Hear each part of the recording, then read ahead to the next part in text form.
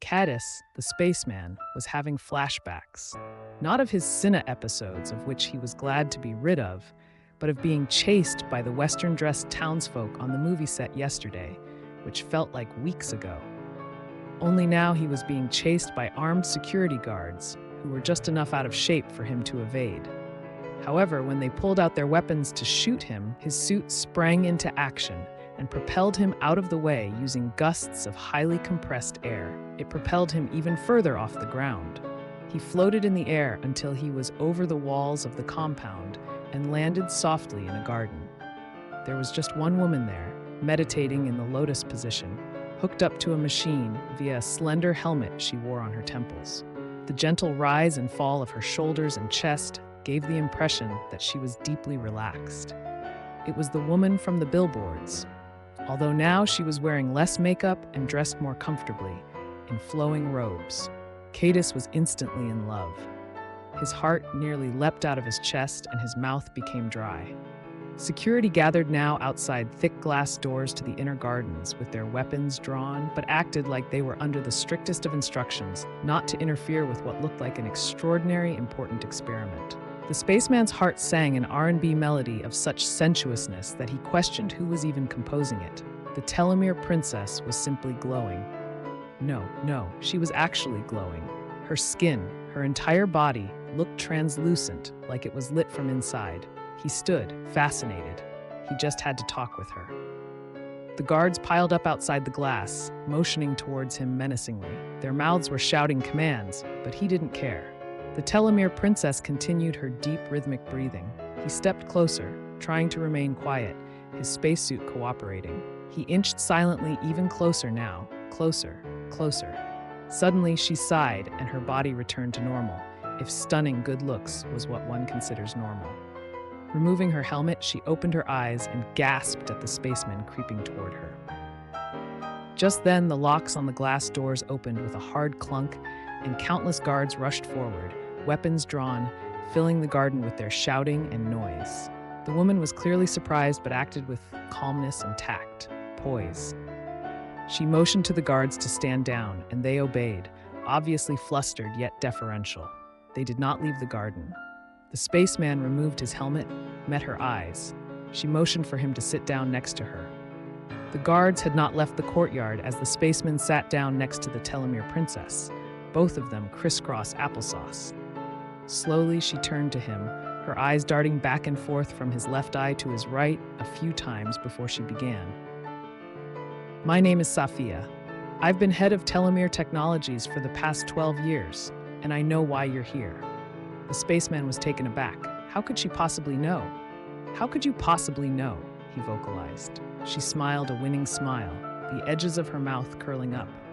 When you meditate for 6 hours a day, you start to know things, like how I know that you're here to kill me. To hear it, so plainly put, so brutally brought forth, nearly killed him. The guards shifted, frenzied, their weapons raised again, shouting. This time, Sophia motioned for them to lower their weapons and said a few words that sounded like code words and contingency plans. Reluctantly, the guards filed out of the garden. They were behind the thick glass doors again now, as Sophia continued. You see, Cadis, my experiment is nearing its end. She stood up. How could she possibly know his name? He had just remembered it himself an hour ago. Walking over to her slender helmet, connected by wires to a nondescript machine, she continued. Have you ever fallen asleep and woke up with a song? Where do these songs come from? That's one of the questions I set out to ask when I started this journey.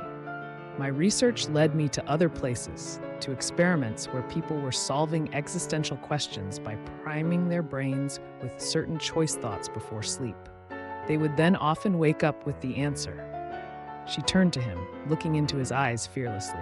I tried this experiment, then another, until my understanding of dreaming grew. I began to develop the skill to lucid dream at will. It was extraordinarily freeing, exciting, interesting, and I practiced almost every night. Then I started to recognize certain places, landmarks. I began to notice more intricate details and even people that I knew. Up until this point, I thought it was all just fun and games, this lucid dreaming. But after practicing it for years, I learned that my practice had somehow changed from lucid dreaming to remote viewing. My childish affection turned into a power with mind-blowing implications. The spaceman looked uncomfortable. She was intense. I would spy on people, on their private lives. Just out of curiosity, nothing more. I thought it was fairly harmless, although I knew it wasn't something I ever wanted done to me. One day, I caught someone else spying, someone else who was remote viewing. It looked like he was in a glowing dream body, just hanging out in somebody's house. Our eyes locked, and he ran away. But after a while, I was able to track him down, calm him down. We were able to communicate enough to arrange a meeting in the real world. It was one of the most amazing moments of my life. Imagine, I was literally meeting the man of my dreams.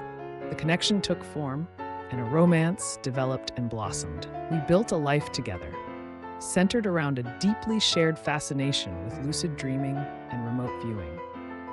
We got really good at it. We would fly off to faraway places in our dreaming bodies, using the power of our minds and intentions. We would travel to distant galaxies, learn about their suns and moons and planets, and then, upon returning to our bodies, verify the information in the real world. It was absolutely fascinating and engaged us thoroughly for several years. In fact, this entire company was built on the data and intelligence we've gathered through our exploits. Can you imagine how much companies, politicians, and governments pay for this kind of information? The spaceman could not. He gathered it was mountains of money. One time, we decided to travel further than we've ever been. It was a marathon session, lasting several days of Earth time. We truly pushed the limits, and our adventurous spirits and open hearts propelled us deep into the recesses of space. When we emerged through the most distant nebula cloud we had ever seen, it was like nothing we could have ever expected. An entire advanced civilization of people, not too different from our own, but more technologically advanced, going about their lives. There was love and drama and commerce and interplanetary travel, intergalactic travel. We thought they were unaware of our presence, and we began to observe them out of utter fascination and pure curiosity. However, what we did not expect was that some of them could see us back. Some members of this advanced civilization were watching us watch them, and they were not curious or fascinated or friendly towards outsiders. They were hostile and attacked us with punches and kicks in some unknown alien martial art. The mere contact of our dreaming bodies with theirs was such a shock that we were unable to travel back with any swiftness. We were engaged in a terrible fight, and I fled and hid in someone's bedroom. When they found us, we made battle in that room, and by total accident, a terrible thing happened. Our battle claimed the life of their princess, their most revered sovereign. I barely escaped with my life, and they captured my friend. They captured him, Cadus, and he never woke up. His consciousness is trapped somewhere in one of their jails, millions of light years from here, but his body is asleep in this compound. That's how I know he's not dead. Thankfully, I was able to navigate safely back. The whole time, I was looking over my shoulder to see if they would follow me, but I don't think that they can take their dreaming bodies out of their home star system. However, after checking back, which I shouldn't have done, I shouldn't have gone back, I learned that they could track me somehow. Somehow they had a technology that could detect my dreaming body. And they were following it in their spaceships, those horrible-looking citrus fruit-looking spaceships. So, Cadus, that's how I knew you came here for me. You are one of them. You came here to kill me because my powers represent an existential threat to your entire civilization. The spaceman's hand was twitching. He was agog. He had just remembered his own name and had just remembered his mission.